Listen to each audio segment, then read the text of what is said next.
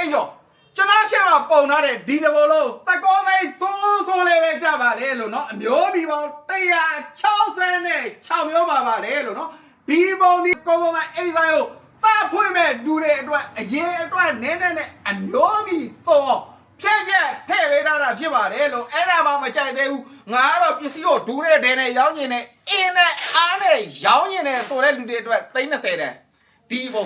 30နော်ဒီဘဝအမျိုးမိပေါင်း86မျိုးပါပါတယ်လို့အမျိုးမိပေါင်း86မျိုးပါတယ်ဒီဟာဒီဒူးနဲ့ဒဲနဲ့အင်းအားနဲ့ရောင်းကျင်တဲ့လူတွေအတွက်ပြင်ပေးထားတာဖြစ်ပါတယ်လို့နော်ကျွန်တော်စီမှာဆိုလို့ရှိရင်ကုံလုံးပိုင်းကုံရောက်ဆိုင်အိမ်ဆိုင်နဲ့ပတ်သက်ပြီးတော့အဲ့ရဖြစ်အောင်အကောင်လုံးကိုကျွန်တော်စီစဉ်ဆောင်ရွက်ပေးလို့ရပါတယ်လို့နော်ကုံလုံးပိုင်းကုံရောက်ဆိုင်အိမ်ဆိုင်နဲ့ပတ်သက်ပြီးသိချင်တာရှိလို့ရှိရင်ကျွန်တော် Viber ဖုန်းနံပါတ်3995လို့25ကိုဟယ်လိုလေးလောက်လိုက်ပါလို့နော်ဆိုင်မှာလူကိုလည်းလာဝယ်ခြင်းတဲ့လူတွေအတွက်လည်းကျွန်တော် profile မှာကျွန်တော်လိမ့်စာကလေးရှိပါတယ်ဆိုင်ရောလည်းလူကိုလည်းလာဝယ်လို့ရပါတယ်လို့နော်ကျွန်တော်ကတော့သိန်းသားဟောဝင်းထားအောင်ပါ